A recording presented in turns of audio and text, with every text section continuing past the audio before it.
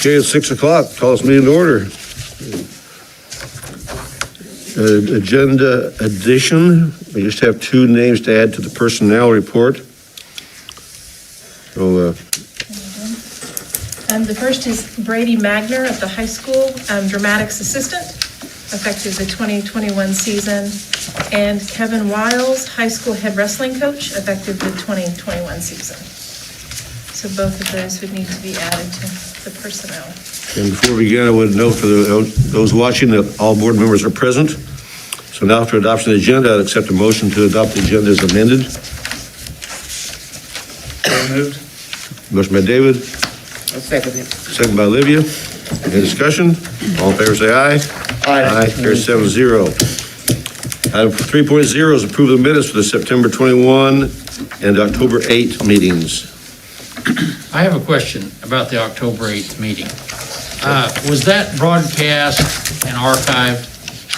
Was that a regular board meeting or a special board meeting? Special. So it was broadcast, but it was not archived. Okay. Our special board meetings are all broadcast. They have been since COVID hit. Prior to that, our special board meetings weren't even broadcast, but KSB recommended that we broadcast them, and so we have done that. But as far as archiving, we have just archived our regularly scheduled board meetings. Okay, but how come we don't archive them? I guess that's my question. We've not archived special board meetings. In fact, we hadn't even recorded them until COVID hit. So all the special board meetings that we've had since we started having special board meetings have never been recorded. So are those on YouTube? When it's live streamed, be the same thing as it is this evening. So the special board meeting is at YouTube? Yes. You go to the same, So well, that's automatically archived? it's my understanding that it's not. Maybe someone in the tech little building back there in that room can come and address. We got someone It's coming. typically- Yeah, it's typically broadcast, but not recorded. And so maybe he can clarify. Oh, Jonathan? So the YouTube allows us to live stream it and record it if we wish to allow it for replay later, but we don't actually have to have that setting on all the time. I have actually kept recordings of all the special board meetings, but they're not made to public. So at any time you guys request one of those recordings, I can go pull them back. But the public, the general public cannot go back and look at it. Correct. They cannot. Well, And if they request a coma, they can get it. Well, KSB didn't recommend that they recommended that we broadcast those special meetings, but it wasn't recommended that we record All right, those. well, I wasn't They aware don't- that you kept an archive. I wasn't either. That's just something we did just in case. So it's on a hard drive back here that nobody can access. Very good. The only question I have is when we're dealing with salaries and that at 7 o'clock in the morning, the normal person can't look at it. Normal people don't. They expect it to be done here. I would just request that from now on, all salaries, anything different, be done at the regular, and there's no reason to me that couldn't have been done at a regular board meeting, in my opinion. Okay. And we had the special meeting for technology, the special board meeting for technology after last month's meeting, then it was requested that we have that special technology meeting. But we can always, in the future, if we add things for salaries or those kinds of things, we can wait and do that at a regular board meeting. If that's what the board so chooses to do, that's fine. Any other questions? Is there a motion to approve the minutes? So moved. Good. Motion by Joanne, second by Jeff. Any discussion? All in favor, say aye. Aye. Motion carries 7-0. 4.0 is consideration of bills and warrants. Hope you all had your questions answered. Move to approve. Motion by Jeff to approve, Second. second by Joanne. Any discussion? All in favor, say aye. Aye. Opposed, same sign, carries 7-0. 5.0, hearing requests and suggestions from citizens and organizations. I see no one here. We'll move to 6.0, report of the superintendent of schools. All right, so in October, it is Celebrate Your Principal Month. It is National Principal Month. And also, we're getting ready for National Transportation Week and celebrating our bus drivers, which National Bus Driver Day is October 24th. So both of those things are coming up. It's also National Bullying Prevention Month. And so at the schools, they're doing a variety of activities with the counselors and with lessons and all of those things. And those will be reported on at the end of the month after those things are finished. So conferences are coming up. Seems kind of crazy that we've gotten there already. So it looks like on the 9th and the 11th, we have high school and middle school parent-teacher conferences from 4 until 7:30. And then those opposite days, the 10th and the 12th, will be at the elementary levels. Now, we're going to have conferences this fall virtually, and so there'll be something sent out, and the parent will have an opportunity to schedule the time that works best for them via Zoom. If they prefer not to do via Zoom, they can set up a phone conference and have a phone call with their teacher. So the middle school, right now, they're looking at having them contact their Viking time teachers, and possibly that at the high school as well, or if there are a couple teachers at the high school or middle school that someone needs to visit with, making those appointments. So we've never done it this way before, but we do feel like this will help just reduce the number of people that are in the building and that kind of thing. A lot of times parent-teacher conferences, especially at the elementary level, are a family affair, and we have a lot of people turn out. And so this way, we'll be able to maintain and mitigate that risk. So enrollment updates. Okay, so the final count, which this year was September 21st, our head count was 1,337. That's head count. And now that head count includes some parents as teachers and also some St. Pat's that receive some services, some St. Pat's students that receive some services. So this year it's 1,337. In comparison to last year, it's 1,351. So the difference is 14 actual head count. Now, while that's important, something that's really important that we need to be aware of is the full-time equivalent student, because that's what funding is based on, is a full-time equivalent student. So while our head count is 1,337, which means that's how many bodies we see and how many students, our FTE was 1253.7 compared to last year's FTE, which was 1273.5, which is down 19.8 FTE. So part of that is that in an effort to reduce the number of students in classes and the sizes for our seniors, they were given the option to take what they needed and to have a flexible schedule. And for some of them, that means they were not full-time students. And this year, we also offered the Viking virtual program. And we had one of those students out of the 11 that didn't complete the requirements to be considered a full-time. He's a 0.8. So that's where the difference is there. Viking virtuals through Greenbush, is that a KSDE decision? Is what a To case. not count them as full-time? No, well, the way, you have to have within a 24-hour period, a student has to spend 8 hours within a 24-hour period between. That was before COVID. No, and that's now.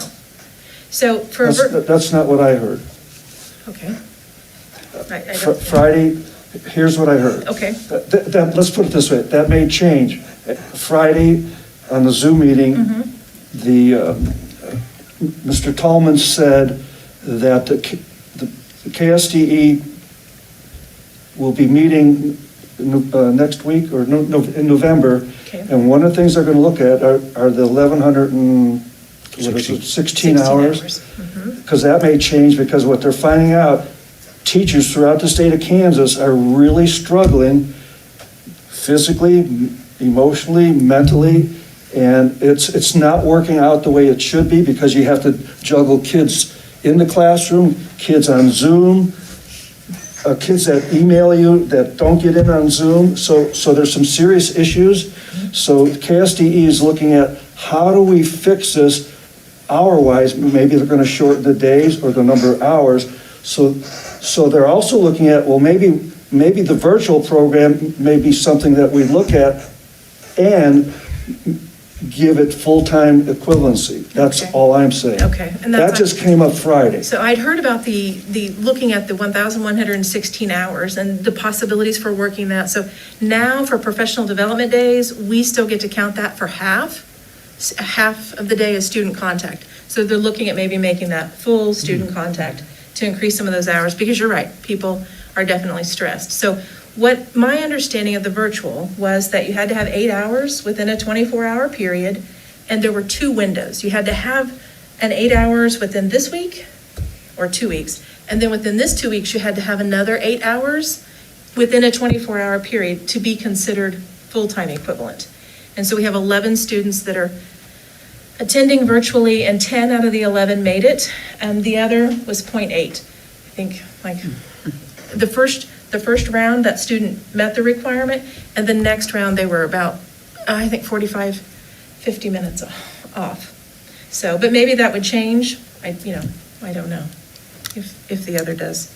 So that's where we're at right now. Today, we are at 186 remote learners as of today. So that's about 14% district-wide.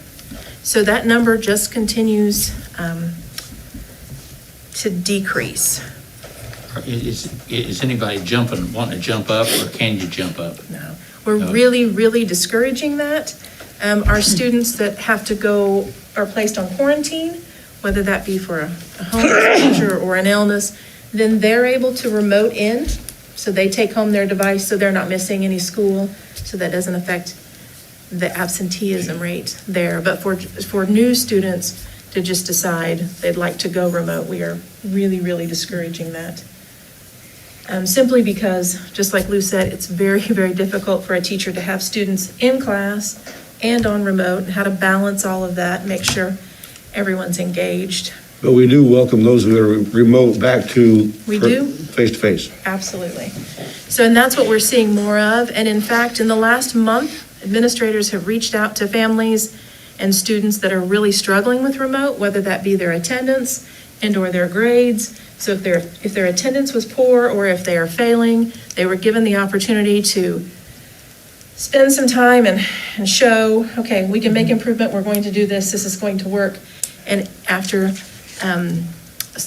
week, 2 weeks, if the attendance did not improve and the grades did not improve, they were told they needed to come back face-to-face. So the way in which we learn this year is optional, but learning is not optional. So it isn't like last spring. All right, that being said, KSB brought this up again. As schools put more and more kids in the building, now you become cramped. So of course, they're recommending that we look outside at churches, at empty buildings. So space-wise, distancing, social distancing, as we add more students in the classroom, how big of a, I know all classrooms are different, but They are. how many kids in an average classroom are we looking at? I mean, keeping a 6 to 8 foot distance. Oh, if we were to keep a 6 to an 8 foot distance, what did we figure this summer when we looked? That was 10 kids, something like that. So our rooms- classrooms are 10 or smaller? No, our classrooms are not 10 or smaller. What- Our what- students aren't, we're not, what we've done is make sure that we have stable groups. And so that this group of second graders is together all day. So when they go out to recess, it's with that group. And when they go to the restroom, it's with that group. They've tried to do some stable grouping at the middle school as well. So cohort groups, so you've got some consistency there, so that if there is an exposure, it isn't just 100 kids. It will be the group. But those groups, some of our elementary classrooms are 17, 18 kids, something like that. How many? 17 or 18. Guthrie, Some are I even think, bigger has than some that. 20. Yeah, could be up to 20. All right, for the general public, what's a stable group? A stable group means this is the group that works together all day long and it stays together. And With the so same teacher or different teachers? at the middle school, it would be with different teachers, but it would be with the same students. So they have the same schedule. So typically at the middle school, the bell would ring and then everyone would go. Everyone is released to go to a variety of classes. And I may see my friend Amanda in first hour and in third hour, maybe seventh hour. And now, I had a middle school kid tell me one day last week, this is kind of like elementary school in that the group is together. So if Amanda and I are in the same group, we're in the same stable group, I'm with Amanda every single hour of the day. Even lunch. Even lunch. And so at the middle school, there's assigned seating at lunch. Most of our elementaries, they get their lunch, they eat it in their rooms. At the high school, our cafeteria is open, and on the cafeteria tables every day, there's a little sheet, and it's got the date, and then you just sign your name. and then we collect those after each lunch period. So if we did need to do some contact tracing, we'd be able to pull the lunch table data and see, okay, who might this person have sat by during lunch? Same with the buses. They've got the assigned seats for AM and for PM for their routes, so that we're able to pull that data. If there's someone that rides the bus, we're able to pull the seating chart and see who Well, a was few within 6 feet. Board meetings ago, I said, Diana Querin explained this to me, and I said, God, that is pretty genius, because you have basically mini pods of students. Therefore, the logic being, if someone in that group happened to test positive, you don't affect the whole school building. Right. Yeah. So that was the whole logic Yeah. that the general public needs to It understand. is, yeah. And, If you have classrooms that are 15 or 16, they're still masked. right, oh yeah, but everyone's they're masked, potted or right. stable grouped. And Diana's done a really good job with the schedule at the middle school. Any issues with those? Making that Yep. work. Masks? No, No. with the stable groups or No, potting? I mean, they're just continuing to increase because as students leave remote learning and come back to face-to-face, then they're added to one of those stable groups, which makes the stable groups bigger. However, we still have the safety procedures and protocols in place, and we're doing the best we can. Well, that was brought up at to Friday's mitigate. meeting. Teachers have to deal with kids leaving, coming back. Right. It's just, Yeah. it's, the general public needs to understand, this is really, really difficult. It Try, is. try walking in their shoes. It's, I haven't, Mm-hmm. but I get it. Well, and for example, if we have a group that needs to quarantine, then those kids that have been face-to-face learners, thankfully, the board made the investment, and they have the device, because they can take the device and they can come to the DO and check out a little hotspot. So then they can go home and do the school. But if it's a face-to-face kid, I'm usually face-to-face, and then for the next 10 days, I have to be remote. I mean, it's not ideal for anyone. Definitely not. Do you have how many people are out for the elementary, how many's out for the middle school, and how many's out for the high school in quarantine? Do you roughly? I do. We have a couple of different things that we've done. This is in my report down there, but, Oh, well, if you're gonna tell it no, later on, that's but all I right. can jump to it right now since we're right there. So Amber Jones and I, the nurse, have worked together closely, and so I have a COVID count and quarantine by building. So, and I'm kind of old.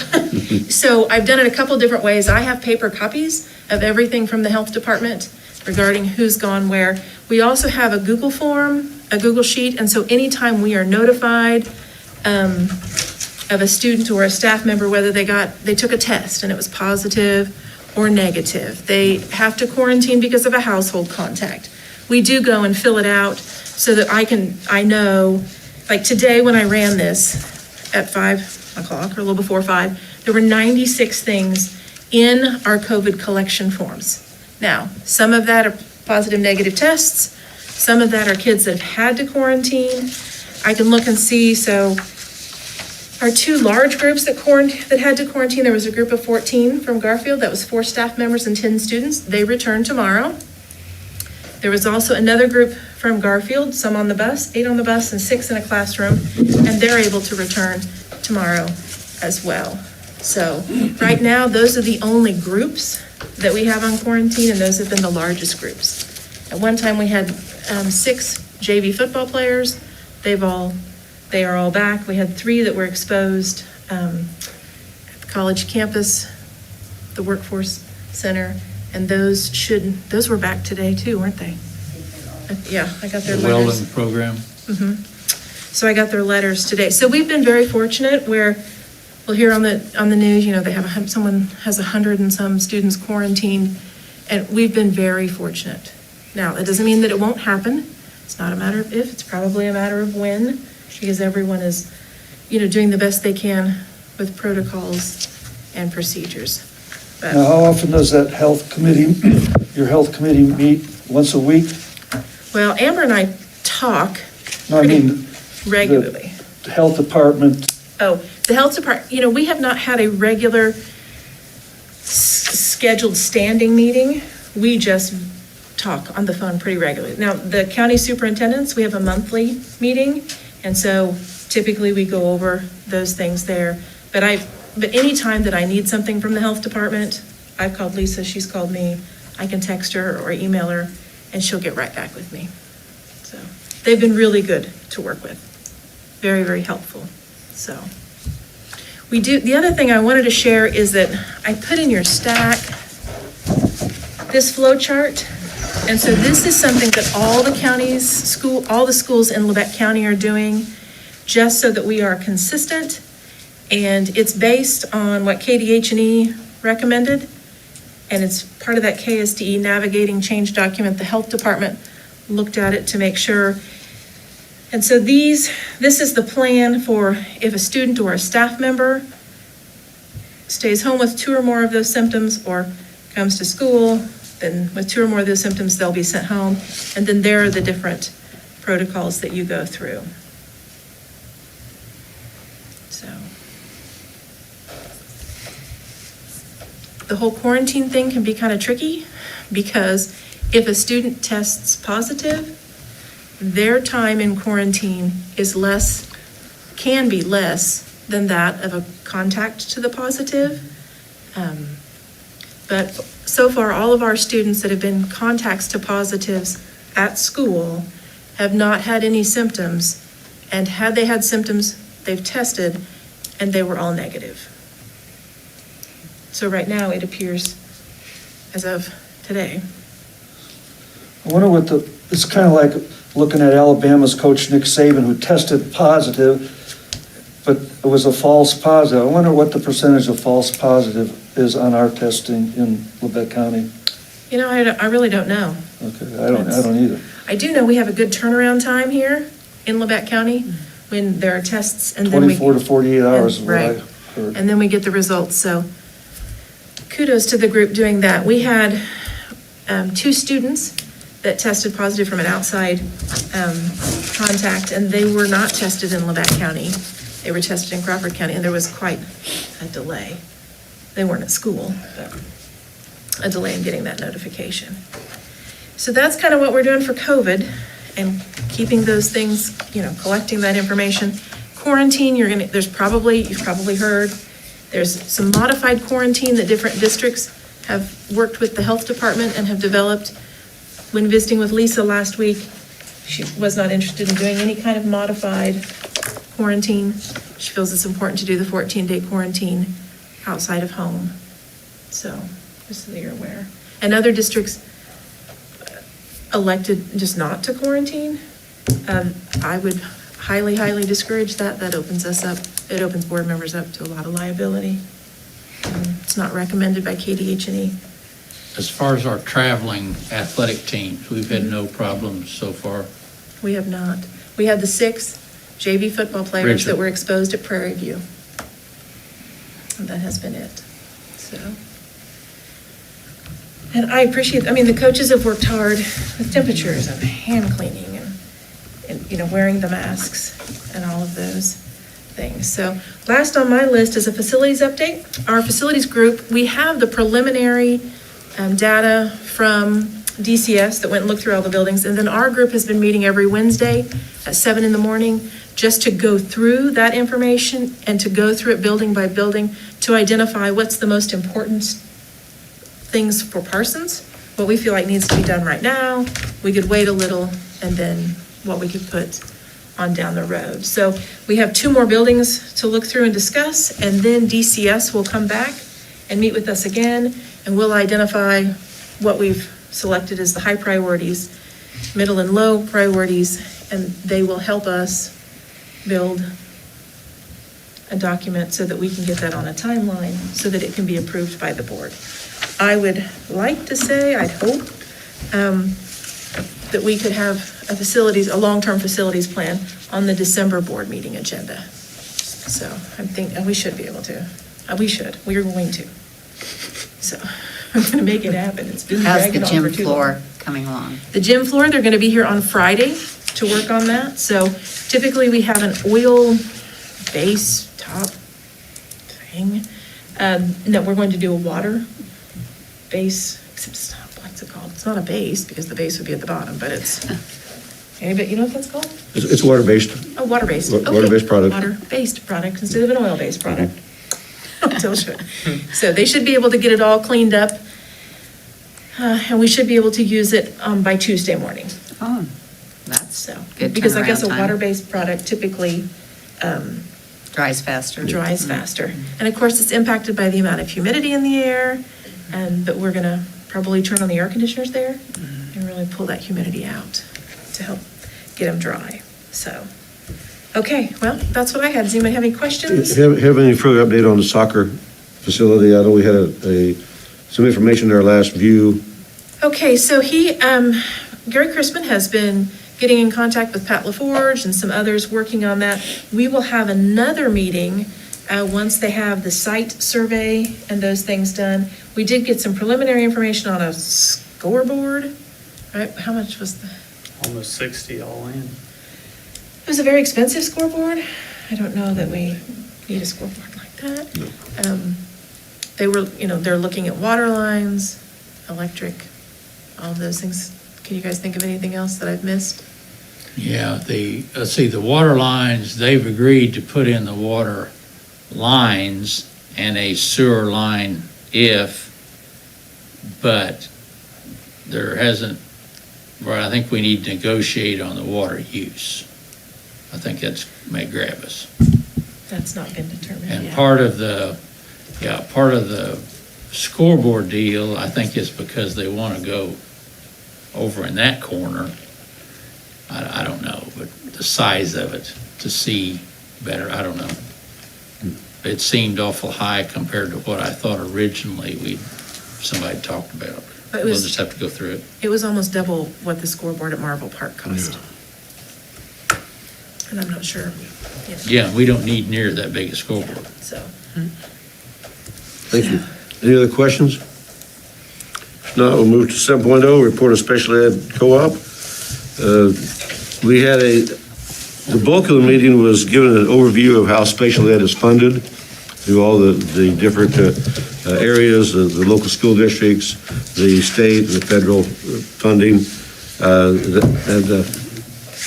Emily did a really good job of going over that, although everybody on that board has probably heard that 3 or 4 times. It was good to get that reviewed. Also, we approved an interlocal practices policy, which is like our handbooks, updated every year, and a cellular phone allowance policy. We're giving our directors and a couple other people $50 a month towards their cell phones. And that was basically it. We took a couple items off the agenda because of things that have happened from the time the agenda was published until we got there. So that was all of that. So any questions? And moving on, 8.0 is report of the principals, and those are all in your packet.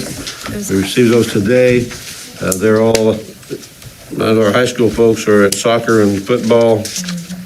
I'm sure the others are out doing something They besides. are, well, and so at Lincoln, they had the pumpkin patch, which the other day when I went over, they said, "Are you coming to the pumpkin patch?" And I, had a moment of like, oh, we're not getting on a bus. We are not going to do it. But Joyce Jansen, who was a retired paraprofessional, had been somewhere and had purchased little pumpkins for every student at Lincoln. And so they had spread them all out in the backyard like a little patch.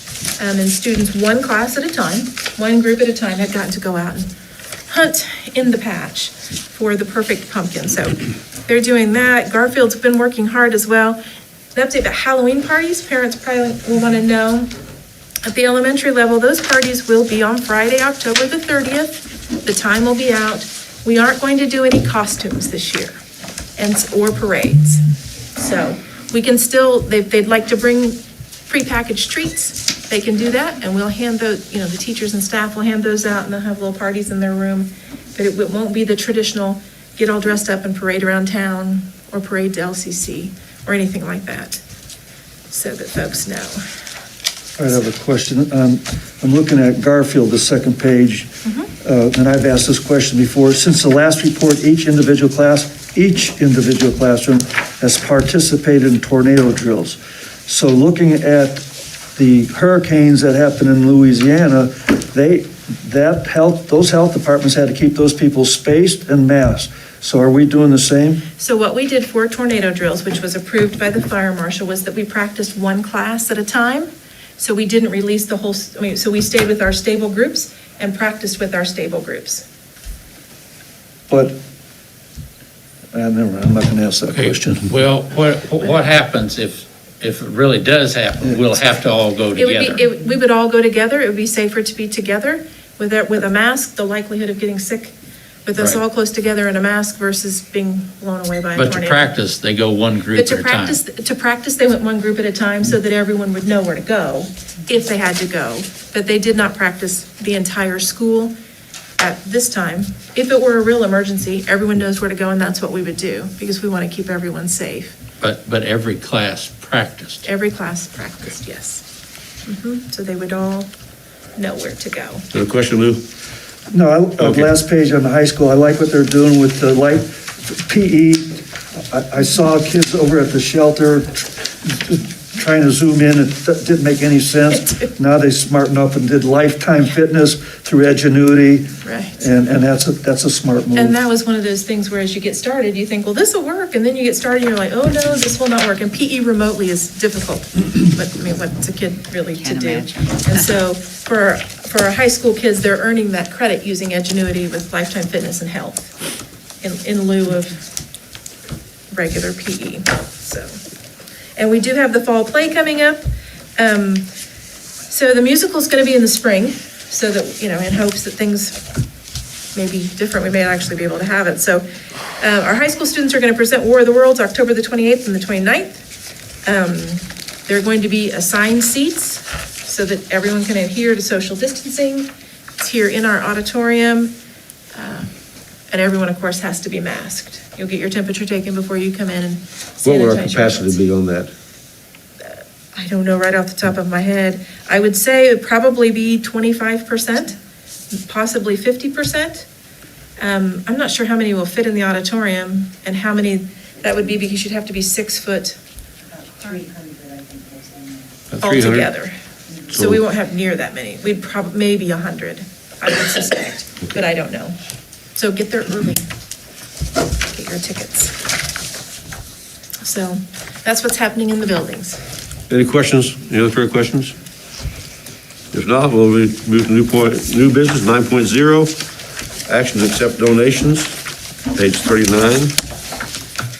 Okay, so this month for donations at Garfield, there were no donations at Lincoln Elementary. We had an anonymous tech fee donation of $175, an anonymous donation for student masks and gloves of $50. Jamie Wiley donated $30 towards positive reinforcement for pre-K classes. There was an anonymous donation of coats for students valued at $160. Another anonymous donation of art supplies valued at $100. Joyce Jansen donated the pumpkins for students valued at $200. And the Parsons Public Library donated craft bags for our students to take home valued at $20. So there was $735 donated at Lincoln this month. At Guthridge and at the middle school, there weren't any either. At the high school, what is that? Vie for Products donated soccer goals valued at $899.90. Louisa Weiner donated the Viking student planners for the high school valued at $2,695. Strategic Partners made a donation to the football program of $250. Pure Life Nutrition donated $100 to the football program. Dr. Eva Dudek donated $100 to the football program. PRC donated $50 to the football program. Wall Funeral Homes donated $100 to the football program. Forbes Hoffman Funeral Home donated $100 to the football program. Strategic Partners donated to the volleyball program for masks, $662. An anonymous donation to the volleyball program of $30, and an anonymous donation to the Honor Flight program for $201.51, totaling $5,188.41. So total school district contributions and donations for the month of September, $5,923.41. I'd like to point out that Louisa Weiner has been donating for the high school planners since Tom Lundblad and I started the Renaissance program almost 30 years ago. For years. She's And been I'd doing like that to for point out that almost- that's Jamie Willie. Jamie Willie. Oh, did I say Wiley? Yes. I'm sorry, Jamie Willie. Thank you. Thank you both. Any questions? No, I'd have a motion to accept the donations as presented. So move. Okay. Okay, Those two. One or Roger, the other, you don't make it. Roger made the motion and Olivia had the second. How's that go? Any other discussion? All in favor, say aye. Aye. Opposed, same sign, carries 7-0. Executive session for non-elected personnel, Lori, I need less than 5 minutes, and that's- anybody else have anything? and then Then I will need 15, so let's go for 20 minutes. I need a bathroom. We can take a break here before we do that.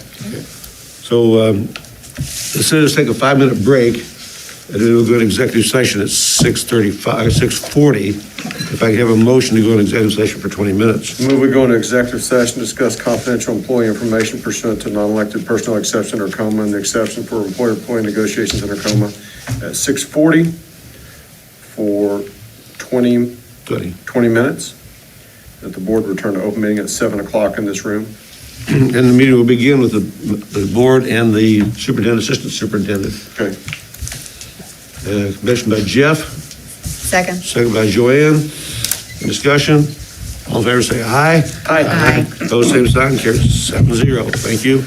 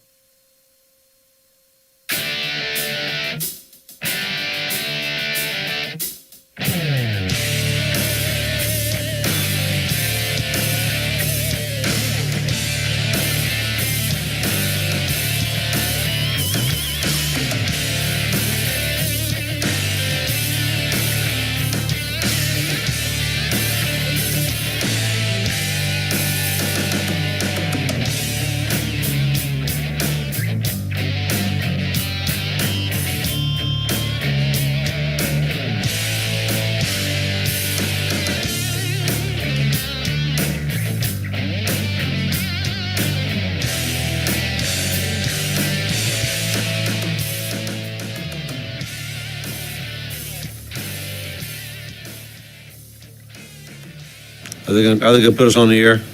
Okay, here we go. Okay, we're back on the air, we're back in live session.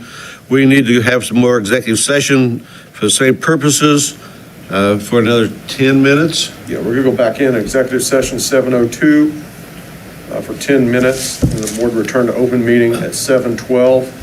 No superintendent or assistant superintendent in the room with the board. All right, second. Motion by Jeff, second by Lou to go to executive session for 10 minutes, starting at 7:02. Back in session at 7:12 with the board only present. Any discussion? All in favor, say aye. Aye. Opposed, same sign. Carries 7-0. Thank you.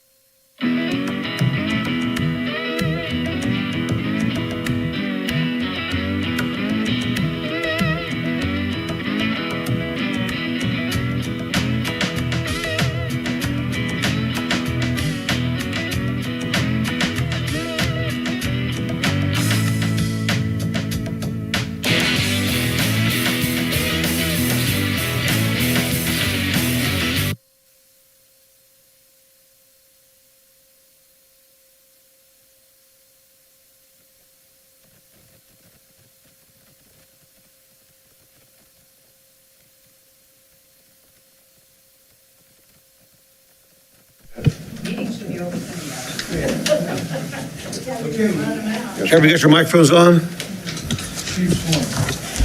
Well, they come back, huh? Okay, we are ready for agenda item 9.2, action on personnel. Okay, so there are 3 recommendations for employment tonight. The first, Jalen Largent, Garfield ESOL aide, effective October the 5th, 2020. Brady Magner, high school dramatics assistant, effective the 2021 season. Kevin Wiles, high school head wrestling coach, effective the 2021 season. I would recommend you approve these recommendations for employment. Did you say Mr. Wiles, head wrestling coach? Head wrestling coach, yes. So moved. Motion by Joanne, Second? second by David. Any discussion? All in favor, say aye. Aye. Opposed, same sign, carried 7-0. Nothing else on the agenda, this meeting is adjourned. Thank you very much for your time and efforts.